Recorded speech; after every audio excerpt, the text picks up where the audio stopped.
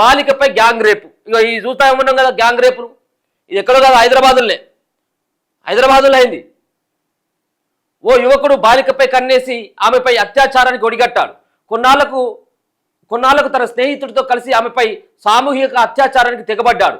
ఈ దారుణమంతా వీడియో తీసి దాని ఆధారంగా తీవ్ర వేధింపులకు గురి చేస్తుండటంతో బాధితురాల తల్లిదండ్రులు చెప్పుకోవడంతో ఘోరం బయటపడ్డది. నిందితుడు దుండిగల్కు చెందిన దార శివకుమార్ అలియాస్ మట్టు, మనకి ఉన్నాయి 20 సంవత్సరాలు. పోలీసులు వెల్లడించిన వివరాల ప్రకారం శివకుమార్ కొన్నేళ్లుగా దుండిగల్లోని 2 పడక గదుల ఇళ్ల వద్ద ఉన్న ఓ షామియానా దుకాణంలో పనిచేస్తున్నాడట. ఆ షాపు ముందు నుంచి వెళ్తున్న ఓ బాలికపై అతడు కన్నుపడ్డది. బాలిక కదలికలపై కన్నేసిన అతడు గత ఏడాది సెప్టెంబర్లో ఇంట్లో ఒంటరిగా ఉన్న సమయం చూసి ఆమెపై అత్యాచారాన్ని గొడగట్టిండు. ఈ ఘటన గురించి ఎవరికైనా చెప్తే చంపేస్తానని బాలికను తీవ్ర స్థాయిలో బెదిరించిండు. ఫలితంగా ఆమె మౌనంగా ఉండిపోయింది. కొన్ని నెలల తర్వాత తన స్నేహితుడు దుండిగల్కే చెందిన రాజంపేట రాము అలియాస్ రాముతో కలిసి శివకుమార్ బాధిత బాలికపై అత్యాచారం చేశారు. ఈ ఘటనంతా ఫోటోలు వీడియోలు తీసి తాము చెప్పినప్పుడల్లా రావాలని వేధింపులకు గురి చేశాడు. వేధింపులు పెరగడంతో బాధిత బాలిక తల్లిదండ్రులకు చెప్పుకొని బోరుమంది.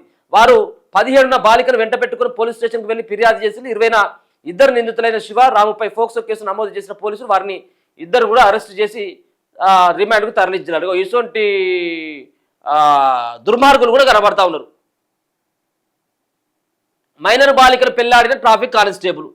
ఇక మరి చదువుకున్నోళ్ళు అక్కడికే ఉన్నారు. చదువుకున్నోడు అయితే చదువుకున్నోళ్ళ కంటే చదువుకున్నటువంటి ఉద్యోగాలు చేసేటువంటి వాళ్ళే మరి ఎందుకు ఇట్లాంటి తప్పులు చేస్తారో అర్థం కాదు. మైనర్ బాలిక వివాహాలని, బాల్య వివాహాలను అడ్డుకోవాల్సినటువంటి పోలీసులు కావచ్చు, అధికారులు కావచ్చు. అదే బాల్య వివాహాన్ని చేసుకున్నాడు మైనర్ బాలికని. ఆ అమ్మాయి కూడా 14-15 సంవత్సరాలు ఉండలేవు. ఆ అమ్మాయిని ఎవరు కానిస్టేబుల్ చేసుకున్నాడు, ట్రాఫిక్ కానిస్టేబుల్. ఆయన పైన బాల్య వివాహాల నిరోధక చట్టం కింద కేసు నమోదైంది. చట్టం పట్ల పూర్తి అవగాహన కలిగి ఉండి బాల్య వివాహం నేరమని తెలిసిన ఓ కానిస్టేబుల్ అందుకు విరుద్ధంగా వ్యవహరించాడు. మైనర్ బాలికను పెళ్లి చేసుకున్న ఘటన సూర్యాపేట జిల్లాలోని బుధవారం వెలుగు చూసింది.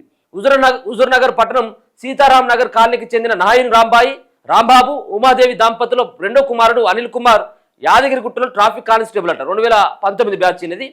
సో విధులు నిర్వహిస్తా ఉన్నాడు అక్కడ. ఈ నెల 9న అనిల్ కుమార్కు సూర్యాపేట జిల్లా అనంతగిరికి చెందిన తమ సమీప బంధువుల కుమార్తెతో వివాహమైంది. అయితే పెళ్లి కూతురు మైనర్ బాలికని స్థానికులు ఇచ్చిన సమాచారంతో ఐసిడిఎస్ సూపర్వైజర్ సోమమ్మ రంగంలోకి దిగారు. అధికారుల విచారణలో బాలికకు ఇంకా వివాహ వయసు రాలేదని నిర్ధారణ కావడంతో ఈ నెల 19న హుజూర్నగర్ పోలీసులకు సమాచారం ఇచ్చారు. ఐసిడిఎస్ అధికారుల ఫిర్యాదు మేరకు కానిస్టేబుల్ అనిల్ కుమార్ పై బాల్య వివాహాల నిరోధక చట్టం కింద కేసు నమోదు చేశామని ఎస్ఐ నరేష్ తెలిపారు. కౌన్సిలింగ్ నిమిత్తం బాలికను సూర్యాపేటలోని భరోసా సెంటర్కు పంపమని కానిస్టేబుల్ అదుపులోకి తీసుకుని విచారిస్తున్నామని వివరించడం జరిగింది. సరే, 1-2 బయటపడొచ్చేమో కానీ ఇంకా బాల్య వివాహాలు జరుగుతూనే ఉన్నాయి. సో ఇక చాలా మంది అధికారులు అటువైపు దృష్టి సారించిన ఎన్ని అవగాహన కార్యక్రమాలు చేసినప్పుడు కూడా తాండాలు మారుమూల ప్రాంతాల్లో చాలా మందికి ఇప్పటికి కూడా వివాహాలు జరుగుతూనే ఉన్నాయి. 14-15 సంవత్సరాలు ఉన్నటువంటి ఆడపిల్లలకి పెళ్లి చేస్తూ ఉన్నారు తల్లిదండ్రులు. ఎందుకంటే వాళ్ళు ఉన్నటువంటి ఆర్థిక స్తోమత సరిపోక, పేదరికం కావచ్చు, ఇదంతా కూడా మళ్ళీ ఆడపిల్లని మనం పెళ్లి చేసి ఒకరి చేతిలో పెట్టేటట్టుంటే బరువు బాధ్యతలు అంతా కూడా పోతే అన్నటువంటి ఒక ఆలోచనతో తల్లిదండ్రులు ఇప్పటికి కూడా అటువంటి ప్రయత్నాలు జరుగుతూనే ఉన్నాయి. ఇక అత్తమామల హత్య కేసులో అల్లుడికి ఉరిశిక్ష పడ్డది. ఇక్కడ మన వరంగల్ జిల్లా చిన్నరావుపేట. ఇది భార్యను కాపురానికి పంపలేదనే కక్షతో అత్తమామలను దారుణంగా హతమార్చిన ఘటనలో ఓ అల్లుడికి వరంగల్ జిల్లా కోర్టు ఉరిశిక్ష విధించింది. అదేవిధంగా 5,000 జరిమానా విధించింది. నిందితుడు మేకల నాగరాజుకు వ్యతిరేకంగా పక్కా ఆధారాలు లభించడంతో జిల్లా మొదటి అదనపు న్యాయమూర్తి మైత్రేయి బుధవారం ఓ సంచలన తీర్పు వెలువరించింది. చెన్నారావుపేట మండలం 16 చింతల తండాకు చెందిన బానోద్ సుగుణ శ్రీను దంపతుల కుమార్తె దీపికను మహబూబాబాద్ జిల్లా గూడూరు మండలానికి చెందిన మేకల నాగరాజు ప్రేమ వివాహం చేసుకున్నాడు. అయితే భర్త ప్రవర్తన నచ్చక పెళ్లైన కొద్ది రోజులకే దీపిక పుట్టింటికి వచ్చింది. ఈ క్రమంలో తరచూ దీపిక ఇంటికి వచ్చి తనతో రావాలని, లేదంటే కుటుంబ సభ్యులు చంపేస్తానని నాగరాజు బెదిరించేటోడు. భార్యను పంపడం లేదనే నెపంతో అత్తమామలపై కక్ష పెంచుకొని 2024 జూలై 11 అర్ధరాత్రి వారు నిద్రిస్తున్న సమయంలో దారుణంగా హత్య చేశారు. అడ్డు వచ్చిన దీపిక ఆమె సోదరుడిపై సైతం కూడా దాడి చేసిండు.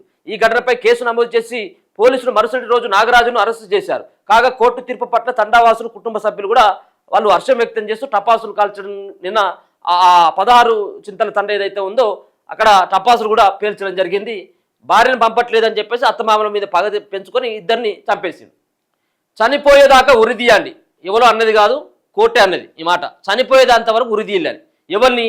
ప్రేమ పెళ్లిని కాదన్నారని ప్రేయసి తల్లిదండ్రులను హత్య చేసిన నిందితుడికి వరంగల్ కోర్టు శిక్ష విధించింది. 2024 జూలై 11 వరంగల్ జిల్లా చంద్రరావుపేట మండలంలో ఘటన. ఉన్మాది దాడిలో దంపతుల మృతి, అక్కతమ్ములకు తీవ్ర గాయాలు. నేను ఇంతకుముందు చదివినటువంటి వార్త ఉంది కదా, ఏది ఆ తాండాకు సంబంధించిన వార్త. సో ఉరిది అండి అని చెప్పేసి అన్నారు, చచ్చిపోయేంత వరకు ఉరిది అండి అని. ఎందుకంటే వాళ్ళ తల్లిదండ్రులు ఏమన్నారు, ఏదో నిద్రిస్తూ ఉంటే ఆ భార్యను కాపురానికి రాకుండా చేసింది అత్తమామలే అని చెప్పేసి ఆ పగ పెంచుకొని ఇటువంటి దారుణానికి ఒడిగట్టినటువంటి వ్యక్తిని చచ్చిపోయేంత వరకు ఉరిదీయండి అని చెప్పిందట కోర్టు. సో బాధితురాలికి నిందితునితో పెళ్లి చేయాలనడం సరికాదు. బండి భగీరథ వ్యవహారంపై మీనాక్షి నటరాజన్ వ్యాఖ్యలు చేసింది. బాధితురాలికి నిందితుడితో పెళ్లి చేయాలని సూచించడం సరికాదని కాంగ్రెస్ రాష్ట్ర వ్యవహారాల ఇన్ఛార్జి మీనాక్షి నటరాజన్ అన్నారు. ప్రతి రాజకీయ పార్టీ సామాజిక లింగ న్యాయ అవగాహన కమిటీలను ఏర్పాటు చేయాల్సిన అవసరం ఏర్పడిందని ఆమె నిన్న సోషల్ మీడియాలో ఆమె యొక్క అభిప్రాయాన్ని తెలియజేయడం జరిగింది.